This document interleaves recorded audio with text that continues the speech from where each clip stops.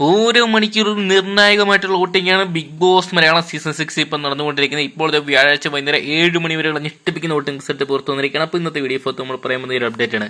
നിലവിലത്തെ voting result നോക്കിയാൽ ഒന്നാം സ്ഥാനത്ത് സിജോനെ മറികടന്ന് രതീഷിന്റെ അട്ടിമറി മുന്നേറ്റമാണ് ഈ ഒരു നിമിഷത്തിലെ ഹൈലൈറ്റ് ആയിട്ട് നമുക്ക് കാണാൻ സാധിക്കുക. രതീഷ് ഒന്നാം സ്ഥാനത്ത് 1,95,324 വോട്ടുമായിട്ട് നിൽക്കുമ്പോൾ രണ്ടാം സ്ഥാനത്ത് തൊട്ട് പുറകെ രതീഷിനെ പിടിച്ചടക്കിയെന്ന് കഴിയുള്ളൂ എന്ന് പറഞ്ഞ് സിജോ 1,94,235 വോട്ടുമായിട്ട് നിൽക്കുമ്പോൾ മൂന്നാം സ്ഥാനത്ത് ശരണ്യയുടെ വലിയൊരു തിരിച്ചുവരവ് നമുക്ക് ഈ ഒരു നിമിഷം കാണാൻ സാധിക്കുന്നത്. 1,58,634 വോട്ടിന്റെ ലീഡ് വെക്കുമ്പോൾ അൻസിബ 4ാം സ്ഥാനത്തോട്ട് പിന്തള്ളപ്പെട്ട് പോയിരിക്കുകയാണ്. കഴിഞ്ഞ മണിക്കൂറുകളിൽ 3ാം സ്ഥാനത്ത് നിന്ന് അൻസിബ 4ാം സ്ഥാനത്തെത്തിയപ്പോൾ 1,59,55,938 വോട്ടാണ് ഈ ഒരു സമയം വരെ സ്വന്തമാക്കിയപ്പോൾ 5ാം സ്ഥാനത്ത് നിലവിലിപ്പോൾ നമുക്ക് കാണാൻ സാധിക്കുക അസീർ റോക്കി തന്നെയാണ്. അസീർ റോക്കി മികച്ച ഒരു ഗെയിം സ്ട്രാറ്റജിയാണ് പ്രവർത്തിക്കുന്നത്. 1,51,078 വോട്ട് സ്വന്തമാക്കി 5ാം സ്ഥാനത്ത് നിൽക്കുകയാണ് അസീർ റോക്കി. 6ാം സ്ഥാനത്ത് നമുക്ക് കാണാൻ സാധിക്കുക നോറയാണ്. നോറ 1,48,235 വോട്ടുമായിട്ട് വ്യക്തമായിട്ടുള്ള ജിൻഡോട്ട് 6ാം സ്ഥാനത്ത് നിൽക്കുമ്പോൾ 7ാം സ്ഥാനത്ത് ജിൻഡോനെ കാണാൻ സാധിക്കുന്നുണ്ട്. 1,34,337 വോട്ടായിട്ട് ജിൻഡോ നിൽക്കുമ്പോൾ ഏറ്റവും ഒടുവിൽ തകർന്നടിഞ്ഞ് തരിപ്പണമായി നിൽക്കുന്ന സുരേഷിനെയാണ് കാണാൻ സാധിക്കുന്നത്.